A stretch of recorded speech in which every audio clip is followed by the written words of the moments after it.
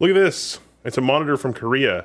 It's a crossover ultra wide 34-inch, 3440 by 1440. Although there's a mistake on the box. If you look closely, there is a mistake on the box. Look at that. It's fine. So they've taken to referring to monitor overclocking as boost clock. Well, let's see how far we can boost it and play with FreeSync. But first, we must unbox. Gonna need a little help from my friend Intel. Alas, poor Intel. You guys saw the IOMMU video, right? So.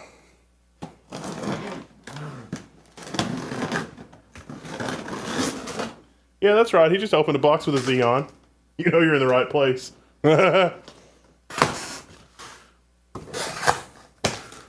Poorly opened box. The feet. I didn't do it. So in the box, you get part of a stand, another part of a stand, an international power cord, and a DisplayPort cable. I'm just gonna tell you right now, this DisplayPort cable is suspect. If you have trouble, try a different DisplayPort cable immediately. Power brick, remote, and AA batteries. Oh, and of course you've got the Korean power adapter. Oh, they've upped the quality. If you actually have to use one of these, well, just don't. It takes a standard power cord. You can use a power cord from anything, so just use a different power cord. But if you have to use one of these, this one is much less suspect than the old ones. It also comes with a screwdriver and some screws for assembling this. Once you got your foot assembled, then you just need to mount it on the back of the monitor. Making sure you have a clean workspace is important. I'm not always the best at that. Now it does have a standard 100mm VESA mount. If you would like to use a monitor arm or something like that, you can mount a VESA arm on it, and it's no problem at all.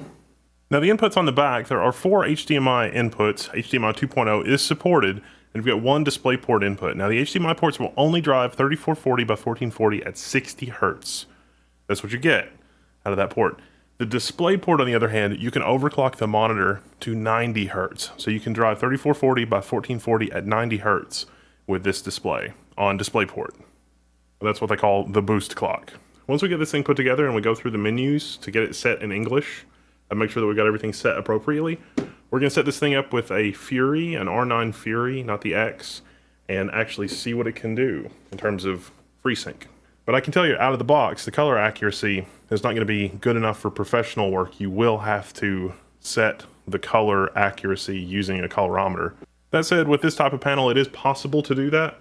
Other types of panels just don't have the color depth to be able to do that. And AH-IPS is one of the top quality panels that you can get in terms of image quality. So AH-IPS plus 90 Hertz. We're gonna use the high-speed camera. We're gonna use the Fury. We're gonna see. Well, this thing still has that bug where it needs an input signal before you can actually configure anything on the monitor. So let's go to the test bench.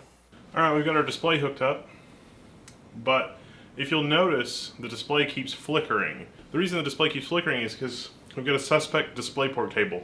We need to switch out the DisplayPort cables. We swapped the cables and no more problem. Okay, so we are up and running at 3440 by 1440. Now we had a little bit of trouble with the DisplayPort cable that came in the box, which is not entirely unexpected, but we have swapped that out for a better DisplayPort cable, and it's working. Now for our test system, we are using a Ryzen 7 1700 with 16 gigabytes of Kingston HyperX memory. We've got a Strix R9 Fury installed right now. We've got a Thermaltake 650 watt power supply and a Thermaltake case. This is using the Gigabyte Gaming 5 X370. So it's a pretty solid little system. Out of the box, we do have support for 95 Hertz. It defaults to 60, but we can actually go ahead and specify 95. So I didn't have to overclock it like use custom resolution utility or anything like that. So I'm going to tell it keep changes 95 Hertz. It would come up as 3440 by 1440, which is good. The only thing that looks off here is the AMD Freesync support says not supported. Now that's pretty normal. You have to go in the menus and enable that. Because FreeSync may introduce compatibility issues with older devices and older video cards, most monitors like this will ship with FreeSync off. In this case, it's really no different. We need to go in the menus and 1, configure it for English, and 2, configure FreeSync. But first, with 95 hertz out of the box. Not even really an overclock, just it's got a menu option for it. I want to try UFO. So yeah, check this out. This is what I want to see. There's no boxes that are skipped. Now I'm gonna have to switch the camera view to a slightly different view in order to be able to show you this, because I have to switch the camera to 180 FPS mode, and I'm not going to be able to talk to you while that is happening. That's going to have to be cut in later. So this is great. This is really awesome. An AH-IPS panel that's doing that. So this really only tells us half the story. When we look at something like this and we see that none of the boxes are skipped, we know that the processor, the microprocessor inside the monitor, can deal with a signal that fast. But that's only half the story. The other half of the story is how fast can the panel respond to pixel changes. And the only way really to see that is with high-speed footage.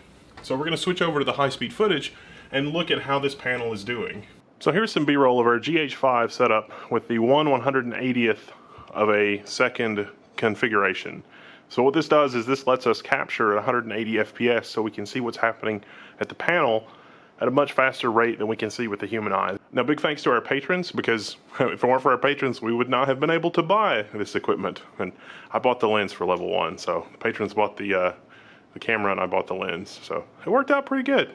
Now, what we're looking for here in the high-speed footage is how much one box blends into the next box. We're capturing with our camera at 180 FPS.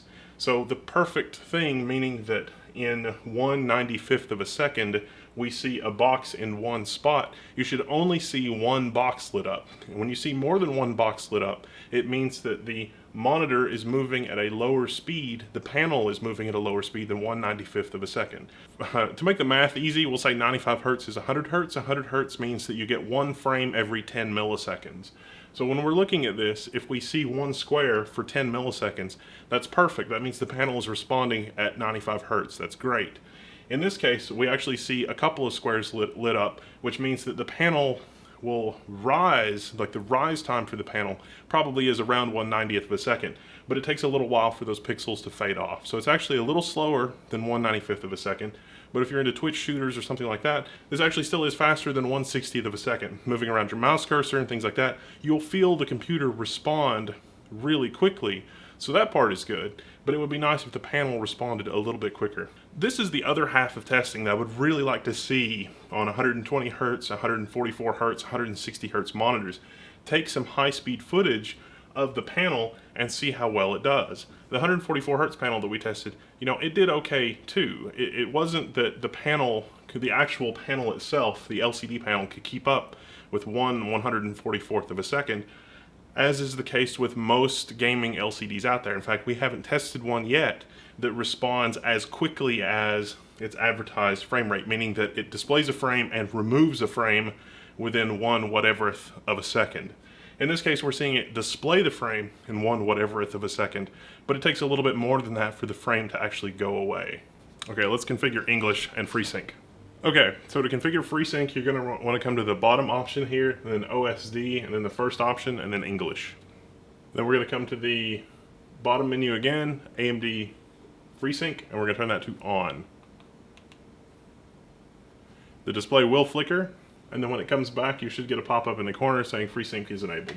So in the Radeon Driver Manager, I can see AMD FreeSync is on, 47 to 60 hertz, but that's because we have not reset our refresh rate.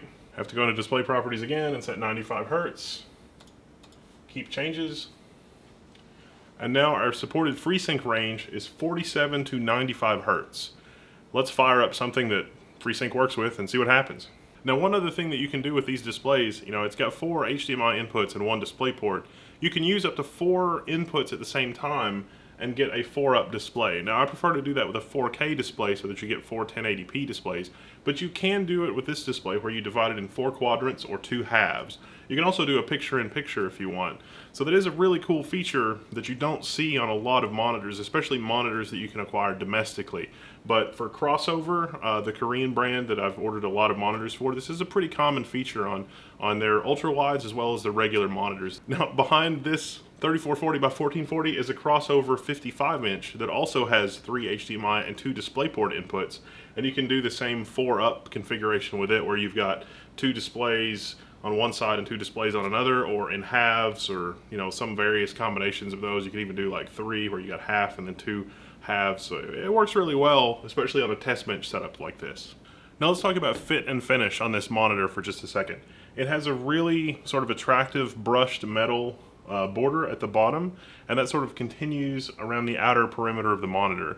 The bezel is pretty interesting. It's a 2mm metal bezel, and then you've got about 10mm of plastic. So when the display is off, you can't really see where the display ends, and it looks like it only has a 2mm bezel. But when the display is on, you can see that the bezel is actually quite a bit larger. So if you're using 2 of these side by side, you're going to have a more pronounced gap between the monitors than you would otherwise think when you're looking at this display when it's off. When it's off, it's gorgeous because you've only got the 2mm gap on the side. It looks really good. As for the feet are sort of a nice textured sort of metal. I don't really know what to call it.